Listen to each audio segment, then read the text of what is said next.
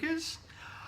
I wanted to talk to you about content this week. Now, next week in Vegas for PubCon, I'll be talking about content marketing, and I'd love to see you or meet you if you are there, so please come and hit me up. If this is your first time to the show, we've been going for 13 years. Where you been? Subscribe to the YouTube channel, Jim Boot, youtube.com/Jim Boot. There you go. Just subscribe to the channel and you can get weekly updates like everyone else has for the last 13 years. So, look forward to seeing a few of you at PubCon next week. Okay, so during the week, Jennifer Slegg of the SEM Post published an article about content, and old content specifically. And it was at the State of Search conference in Dallas, and a big hello to Shah Mendes, who is behind that, one of the people behind it anyway. And the question was asked about removing older content. Now, it's important to understand the response from Gary Isles. Apparently, that's how you say his name. I didn't know. Sorry, Gary. It's important to understand the context of what they were talking about. So the question was asked about removing old content, and is that a good thing or a bad thing? But it was in the context they were talking about news sites. Now, I think that this information taken out of context could be a little bit misleading and could get a few people maybe not having as best experience with their rankings as they possibly could. And the reason is that Gary has said, from Google's perspective, I'm going to bluntly say no. So what he's saying is, no, don't delete old content. And I was always a big believer in that up until this year. Up until this year, I was a big believer in don't delete old content, because you don't know who's backlinking to it, you don't know what link juice that article or that post is delivering to other pages in the site.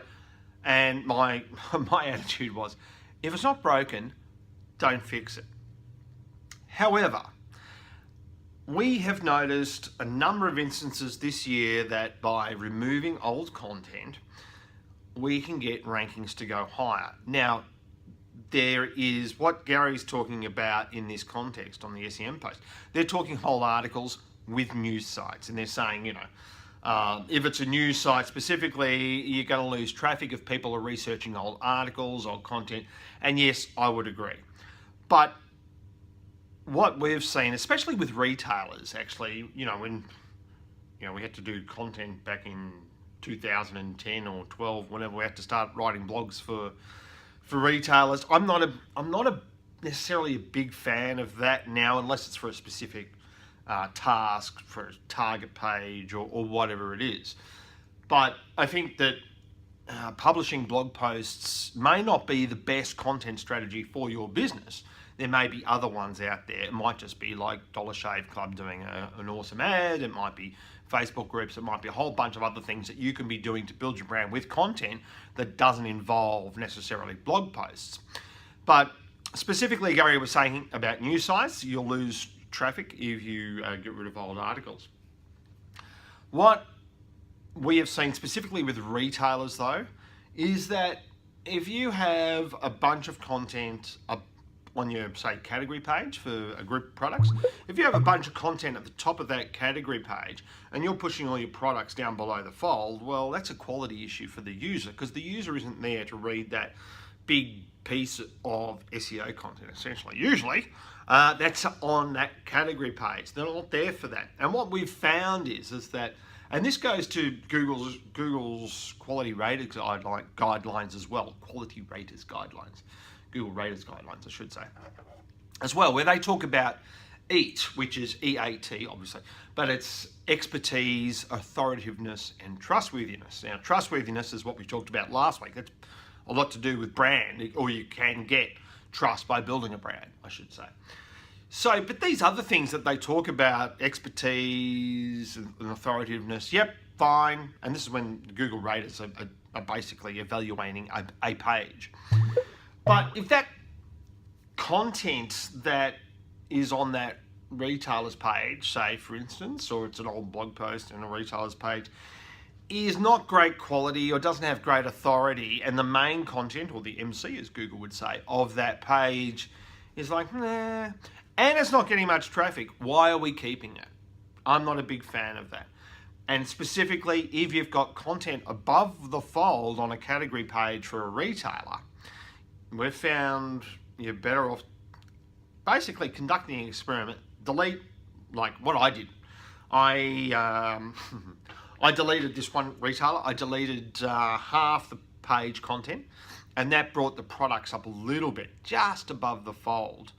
And that also then increased rankings immediately after deleting that content for the keyword that we were tracking. And so we went up 3 or 4 spots on the front page, which is significant for a competitive phrase. Then I deleted more content, brought the products higher again up on the page, and the rankings went up again for that phrase. So wherever we see stories like this, where we get this blanket, from Google's perspective, I'm bluntly going to say no,